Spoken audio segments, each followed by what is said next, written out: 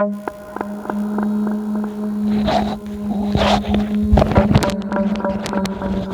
kita bahas dan pelajari apa itu nebula dan apa saja macam-macamnya.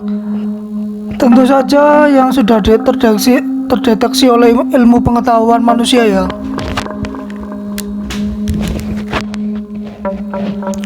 Juga fungsi dari nebula itu apa, seberapa luasnya, nebula apa yang terdekat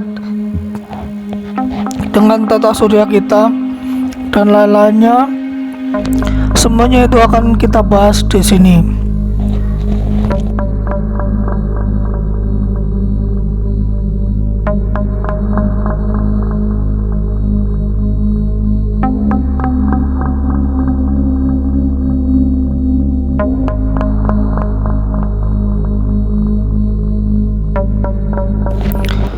Nebula dari bahasa Latin yang berarti awan atau kabut. Bisa disebut juga nebulae, adalah awan debu antar bintang, hidrogen, helium, dan gas terionisasi lainnya. Awalnya, istilah tersebut digunakan untuk menggambarkan objek astronomi yang tersebar, termasuk galaksi di luar Bima Sakti.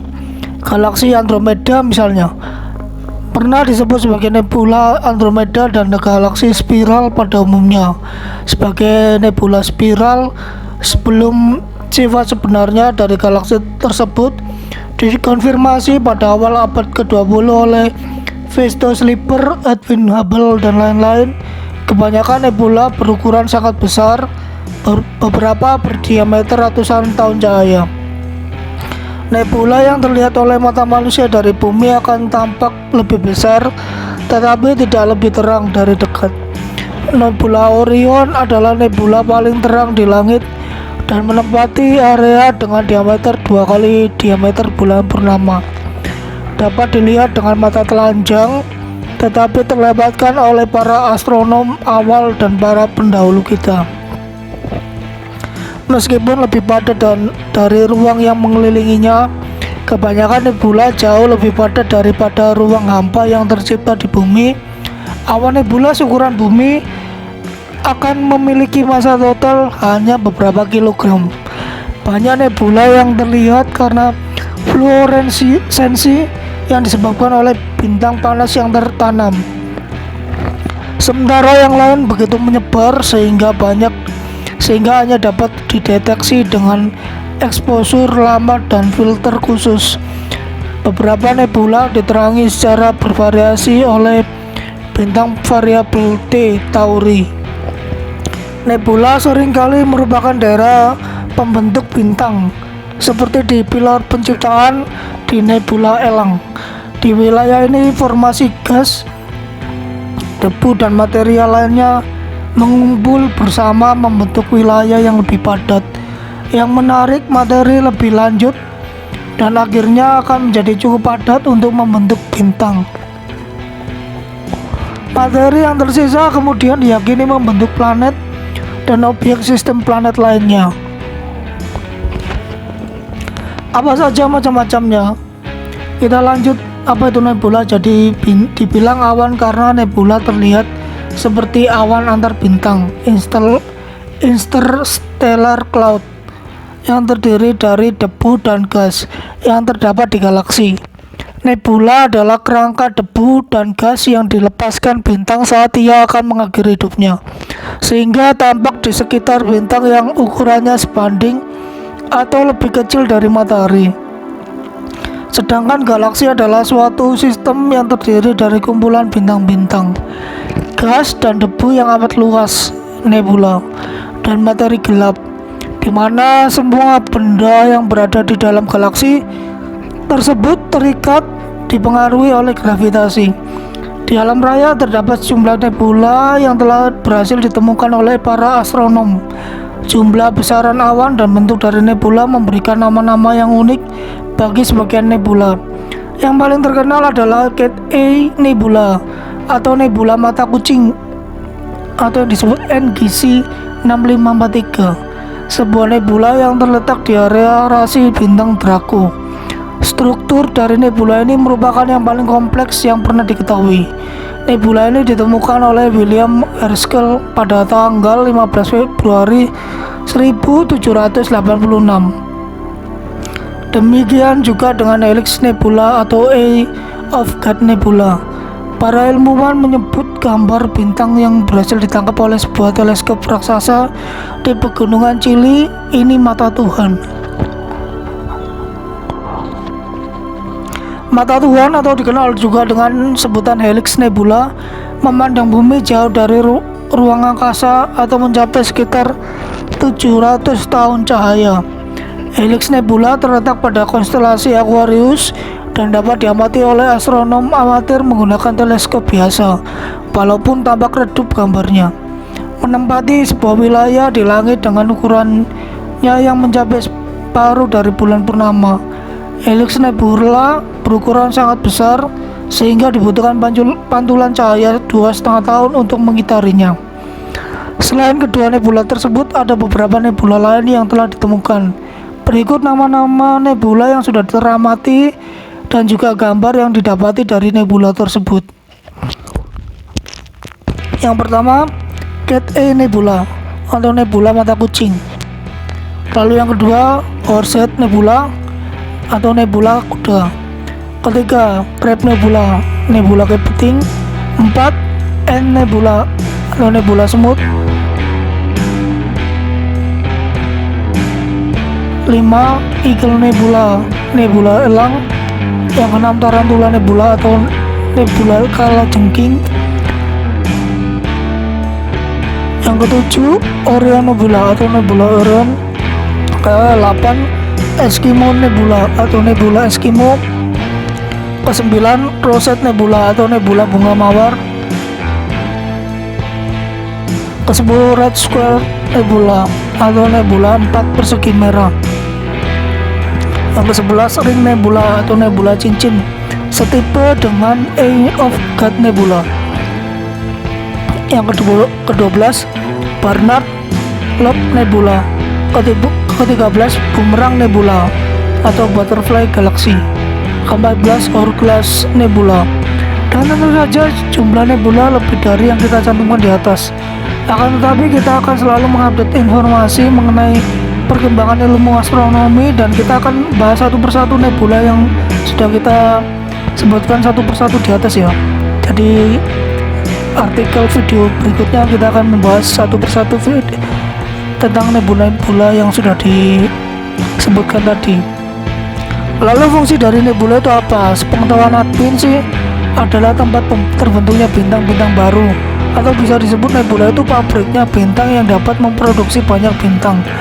Dan bintang-bintang yang baru lahir tersebut untuk menggantikan bintang-bintang yang sudah mati atau meledak, yang biasa disebut dalam dunia astronomi itu supernova. Lalu komposisi nebula berawal dari pemahaman konsep mengenai nebula dan galaksi.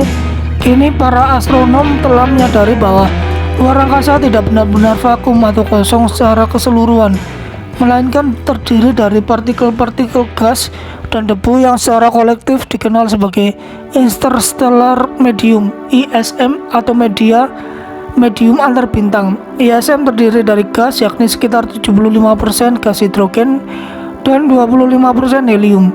Gas antar bintang tersebut sebagian besar tersusun atas atom netral atau neutron dan molekul, serta partikel bermuatan plasma seperti ion, proton, dan elektron.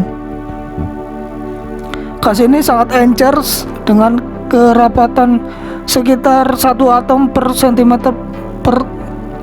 per 3. Sebagai bahan perbandingan, atmosfer bumi memiliki kerapatan sekitar 3 kali 10-13 molekul cm per kubik. Ukuran nebula. Sebagian nebula berukuran sangat besar, bahkan diameternya dapat mencapai ratusan tahun cahaya. 1 tahun cahaya 9,46 kali 10-15 meter. Nebula nyaris tidak dapat diamati dengan mata telanjang dari bumi. Penampakan nebula secara jelas hanya dapat diamati dengan hasil jepretan lensa kamera yang lebih sensitif terhadap cahaya.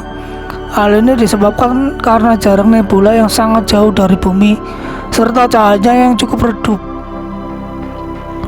Sebagai contoh, nebula Orion. Nebula ini merupakan nebula paling terang di malam hari dengan diameter sudut 2 kali lebih besar daripada diameter sudut bulan purnama. Namun kenyataannya nebula Orion tetap saja tidak nampak jelas di langit malam, apalagi dengan kondisi langit yang sudah tercemar oleh polusi udara maupun polusi cahaya. Proses pembentukan nebula. Secara umum, proses terbentuknya nebula dapat dikelompokkan menjadi 3 macam cara, yaitu melalui keruntuhan gravitasi, ledakan supernova, dan evolusi bintang. Lalu seperti apa tahapan dari ketiga macam cara tersebut? Berikut ini penjelasannya.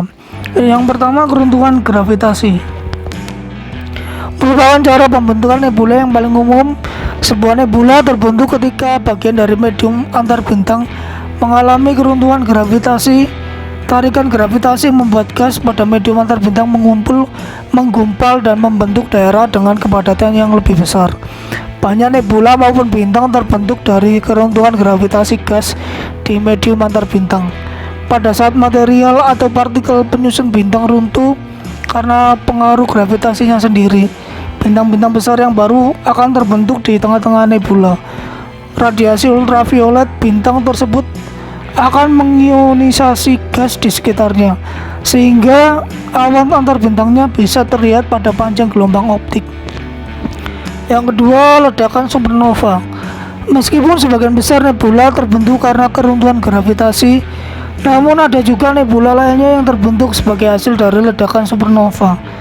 Ledakan supernova merupakan sebuah ledakan kematian bintang raksasa yang berumur pendek. Material yang terlontar dari ledakan supernova kemudian terionisasi oleh energi pada intinya, yang biasanya adalah sebuah bintang neutron. Yang ketiga, evolusi bintang. Proses pembentukan nebula yang terakhir adalah evolusi bintang. Nebula yang terbentuk melalui evolusi bintang adalah jenis nebula planeter. Nebula planeter adalah bentuk atau tahap akhir dari kehidupan bintang yang bermassa rendah. Seperti matahari, bintang dengan massa sekitar 8-10 kali massa matahari akan berevolusi menjadi raksasa merah dan perlahan-lahan kehilangan lapisan luarnya selama pergolakan di atmosfer mereka. Pada saat bintang bermassa rendah tersebut telah kehilangan cukup banyak material penyusunnya, temperatur bintang akan meningkat dan radiasi ultraviolet dari bintang tersebut akan memancar dan mengionisasi awan antar bintang di sekitarnya. Lalu terbentuklah nebula planeter. Diperkirakan matahari kita sekitar 4-5 miliar tahun lagi akan menjadi nebula planeter dan intinya akan menjadi katai putih. Jadi hal tersebut benar-benar terjadi, maka tamatlah kehidupan di bumi.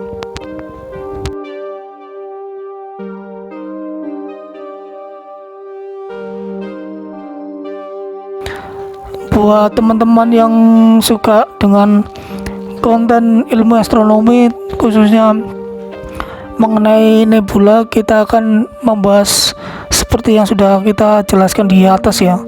Jadi kita akan membahas satu persatu nebula-nebula yang sudah diteramati oleh manusia. Sekian, terima kasih.